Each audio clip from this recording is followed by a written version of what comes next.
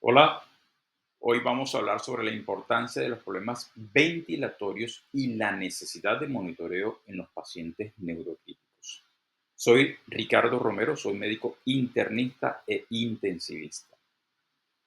Aproximadamente un 20% de los pacientes ventilados tienen enfermedad neurológica. Y en aquellos pacientes con traumatismo craneoencefálico, el SRA puede llegar a presentarse hasta en un 20%. Y en los pacientes con hemorragia subaracnoidea, esta patología es mucho más frecuente, alcanzando hasta un 35% de los casos. ¿Por qué ocurre esto? Estos pacientes se presenta una descarga adrenérgica durante la injuria neurológica aguda, llevando esto muchas veces a comprometer la función del ventrículo izquierdo y muchos de ellos desarrollan edema pulmonar, lo que se denomina edema pulmonar neurogénico. Y el paciente puede terminar en un SRA con grados de hipoxemia severos, lo que aumenta la mortalidad y el deterioro neurológico puede ser mucho mayor, empeorando el pronóstico. Por eso la importancia de hacer una adecuada monitorización de estos pacientes. ¿Qué ocurre? Los pacientes con SRA normalmente tienen una mortalidad alta y en pacientes con trauma craneoencefálico puede superar el 30%. En pacientes con hemorragia subaracnoidea la mortalidad puede llegar a ser extremadamente alta, encima incluso de un 75%. Estos pacientes tienen más posibilidades, por lo tanto, de tener más secuelas neurológicas. Incluso algunos de ellos al momento de alta pueden tener todavía secuelas cognitivas y 20% de estos pacientes a los 5 años de haberse presentado el evento todavía pueden presentar secuelas cognitivas.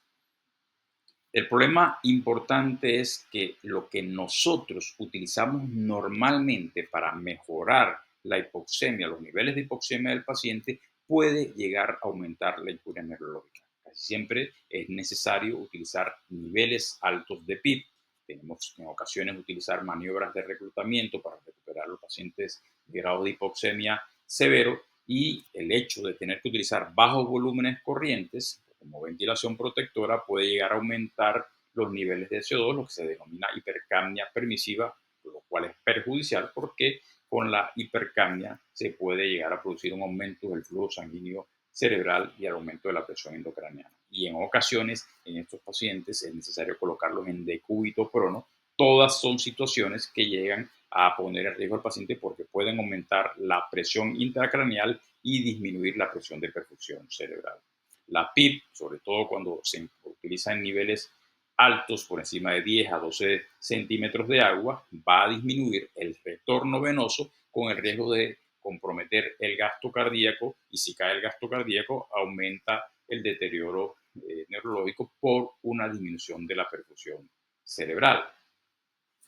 Estos pacientes, entonces tenemos que empezar en hacer un tipo de ventilación pulmo-cerebro protectora, no solamente pensar en el pulmón, sino también tenemos que pensar simultáneamente en el cerebro, y por eso es importante hacer un monitoreo permanente. Hoy en día tenemos la facilidad de tener ecógrafos permanentes en las unidades de cuidados intensivos y hacer la ecografía pulmonar para evaluar la progresión de las líneas B, por ejemplo, en el caso del SRA, hacerle ecocardiografía para ver cómo está el compromiso de la función ventricular izquierda. Y recuerden que estos pacientes, por tener aumento de los niveles de PIB, hace aumento de las presiones pulmonares, de las presiones de la arteria pulmonar, y esto genera disfunción del ventrículo derecho, lo que puede deteriorar mucho más la función ventricular izquierda, con caída del gasto cardíaco y disminuyendo la presión de perfusión cerebral. Estos pacientes, aparte de estos dos estudios, podemos hacerle ecografía de la vaina del nervio óptico y Doppler transcraneal para medir las velocidades de flujo sanguíneo y calcular el índice de pulsatilidad para detectar a tiempo los episodios de deterioro neurológico que pueden ser bastante frecuentes. Sabemos que el prono tiene sus beneficios disminuyendo la mortalidad, y habitualmente lo hacemos en aquellos pacientes con una PAFI menor de 150, pero al colocar este paciente en decúbito prono hay riesgos neurológicos, y sobre todo si su patología de base inicial ya es un compromiso neurológico. No es una contraindicación en pacientes neurocríticos, pero sí puede correr más riesgos de aumento de la presión intracraneana y disminución de la presión de perfusión cerebral con episodios intermitentes de hipertensión endocraneal, poniendo en riesgo el paciente de más deterioro neurológico. ¿Qué importancia tiene el Doppler? Es la forma no invasiva de ver si este paciente podemos estar presentando mayor riesgo, porque aquí monitorizamos la presión intracraneana. Recuerden que por el Doppler transcraneal podemos calcular las fórmulas de la presión de perfusión cerebral, teniendo en cuenta los niveles de presión arterial media, las velocidades de flujo diastólico y las velocidades de flujo sistólico. No son valores exactos, pero son valores aproximados. Incluso se puede calcular de un valor, un nivel bastante aceptable, los valores de presión intracraneana.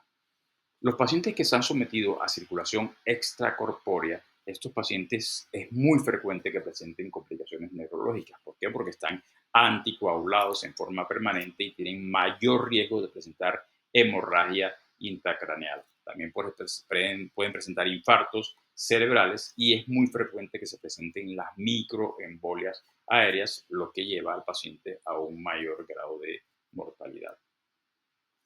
Estos pacientes que son sometidos a circulación extracorpórea, inicialmente, luego de la conexión, pueden presentar caídas bruscas de los niveles de CO2 y recuerden que esto puede generar vasoconstricción cerebral, aumentando la hipoperfusión y se puede presentar, después que el vaso recupera el diámetro normal, o hemorragia secundaria por reperfusión. Por eso la importancia de hacer este tipo de neuromonitoreo en los pacientes con circulación extracorpórea.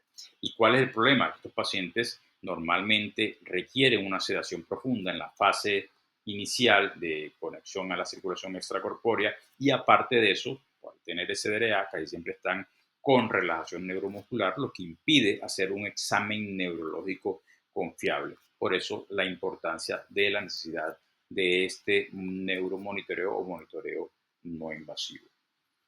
El Doppler transcraneal en el ECMO es lo mismo. Buscamos la presencia de aumentos de la presión intracraneana, como les dije anteriormente, midiendo las velocidades de flujo de las arterias cerebral media, calculando el índice de pulsatilidad y con con ecografía, con ecógrafos con transductor sectorial, podemos incluso detectar la presencia de hematomas o medir la línea media, desviación de la línea media en caso de que se presenten hematomas. Todas estas ventajas nos brinda el uso de la ecografía al lado del paciente. Con ECMO podemos detectar las microembolias, son muy frecuentes en los pacientes con ECMO veno-venoso, pueden llegar a presentarse hasta un 26% de los casos, y en pacientes con ECMO veno-arterial puede ser tan alta como hasta un 82% de los casos. Y esto es detectable con Doppler transcraneal porque mientras insonamos la arteria cerebral media, podemos ver un cambio y una distorsión de la imagen y escuchar sonidos de alta intensidad, los denominados hits o sonidos de alta intensidad, que nos confirman que el paciente está haciendo embolias aéreas y hay diferentes patrones. Cuando vemos un patrón continuo, nos habla de que las embolias son abundantes y esto es de mal pronóstico. ¿Qué se monitoriza?